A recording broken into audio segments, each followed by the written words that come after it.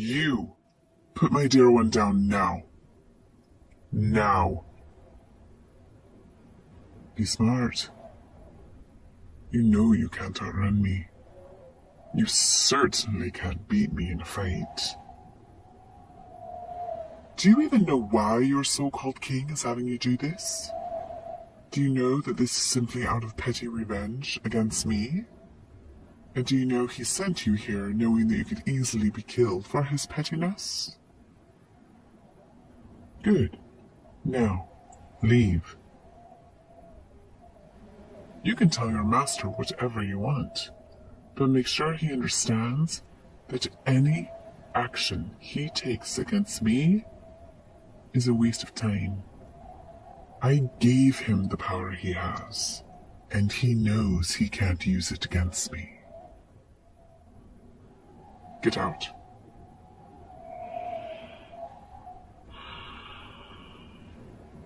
Dear one, are you alright? Come here. Oh, shh. Don't worry. You're safe. Oh. Nothing could have happened to you need to know that. In the worst case scenario, there might have been a short chase, and then I would have brought you right back here. You can't be hurt by anyone so long as you're mine. Having said that, I am sorry I wasn't already by your side. I know it must have been really scary, being manhandled by some menacing stranger. I was attending to something and I should have been much more cautious. Oh, it's quite chilly in here. We will get that broken window fixed. For now, come with me. We'll go to my room to talk, okay?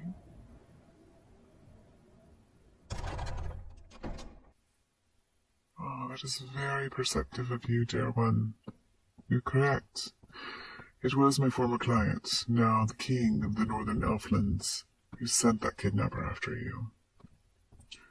Just as I feared, he saw you as a target to get back at me.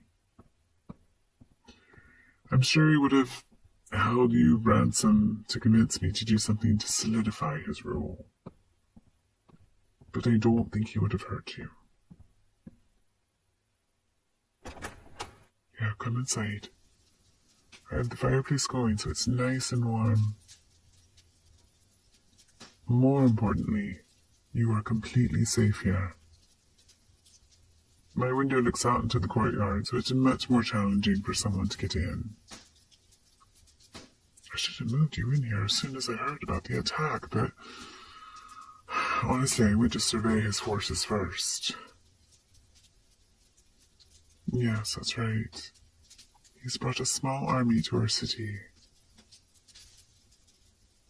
I think it was mostly just as a distraction, so he could send the kidnappers ahead. A smarter move than I would have given him credit for, but still so transparent. I had to deal with the rest of the would-be abductors on the way here. You're still cold. I tell you what, why don't you go ahead and just crawl into my bed? I'll change into my night clothes and we can cuddle. Oh, don't blush, we can just talk. Really, relax. I won't do anything untoward. I can see that you're still quite shaken, and I want to do what I can to make you feel safe and comfortable.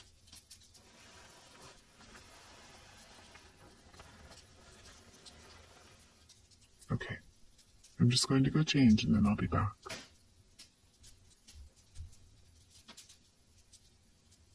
What's that, dear? Oh, the army. Nothing to worry about. We vampires built the city expecting that people would someday try to come in and wipe us out. The outer wall is probably the sturdiest ever built, really. They don't have a chance of breaching it. And the window for them sneaking in to create confusion has passed. Not to mention, well, the city is packed to the brim with the most powerful vampires in the world. We'll let them play at their siege for now, but honestly, we can drive them off easily whenever we choose. Ah, much better. Now,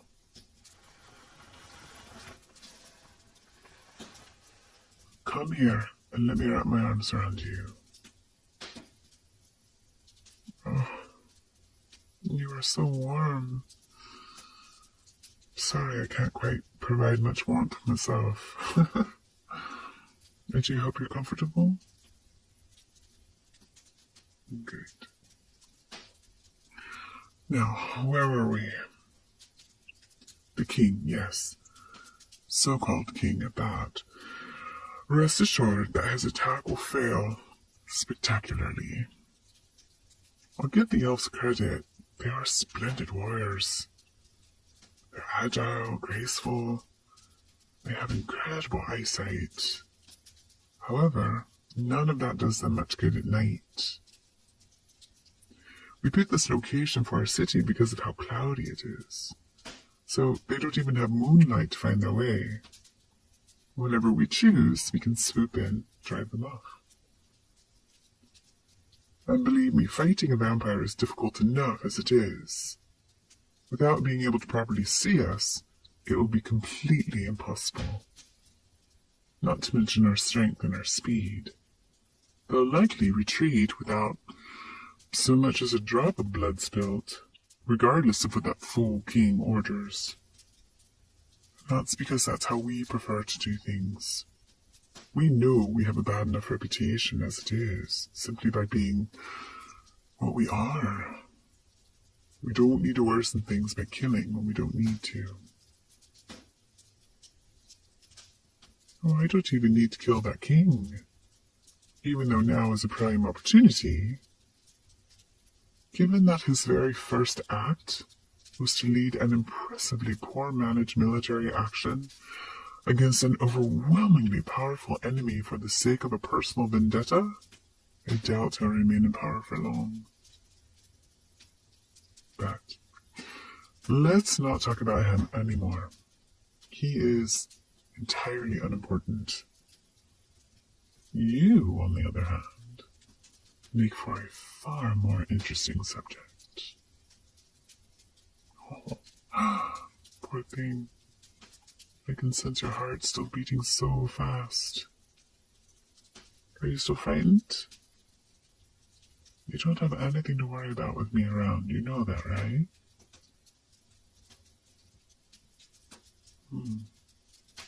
Well, I can't help but wonder if there's something else that might be making your heart thump so furiously. Is it because you're lying here with me in my arms? Oh, you're so sweet. It warms my heart the way you react to me. When I was turned, I spent years being hunted and called a monster. It was awful. And honestly, for a long time, I thought they were right. I hated myself. I thought I was some ugly, cruel, horrible beast. Having my dear ones has helped me feel more human again. More love. But even among all of my dear ones, you, sweetheart, you stand out. Naturally, I do know it's hard to accept that they have no choice but to stay with me, even if it's better than the alternative. I always manage to win over my dear ones, but some will always see me as simply the lesser of two evils. To many more, I'm an employer who has earned their respect. A select few truly love me, either as a romantic interest or even as a motherly figure. But you appear to genuinely adore me. The look in your eyes when I walk into the room, it melts my heart every single time. As though you think I'm the most amazing person you've ever met. Come on now. There's no point in being shy. And there's no point in hiding your feelings. I have centuries of experience reading a face. And you know, it's absolutely nothing to be embarrassed about. Because you stir up things in me as well. Ones I thought I'd forgotten long ago. It's been a long, long time since I have been interested in someone romantically. I've tried relationships with humans a few times, but it's incredibly difficult. I mean, naturally, the difference in lifespan is a huge part of it. It's heart-wrenching to fall in love with someone who you know will die relatively quickly. And I couldn't bear to turn them into a vampire. Not full well knowing how difficult it's been for me. But the difference in the length of life I've already lived is a problem as well. My wealth of knowledge is useful, yes, but in the past my partners have come to resent how much more experienced and far-seeing I am than them. Sort of like how humans with different levels of maturity can struggle to get along. Funnily enough, the same factor makes relationships with vampires difficult as well, but for different reasons.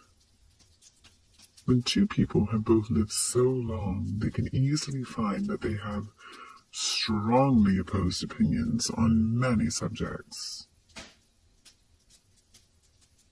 Anyway, coming back to you,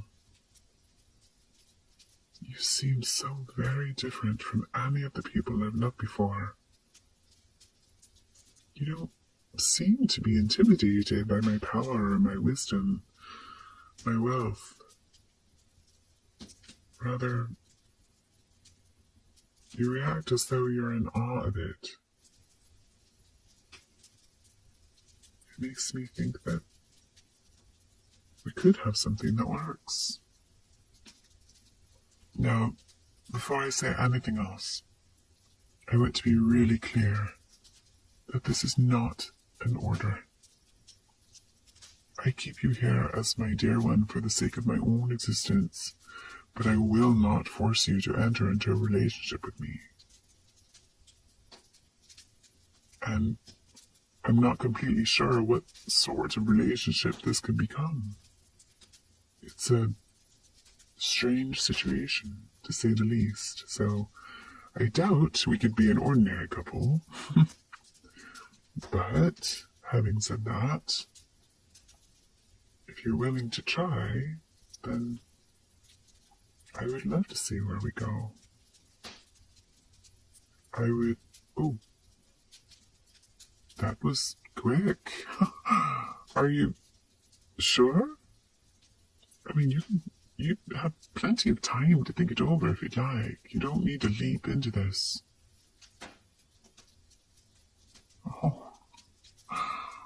Oh, that is... you've made me so happy. Oh, dear one. Wait, no. You're no longer one of my dear ones. You're so much more. What should I call you? No. All I can think of is my love. Because it's true. I do love you.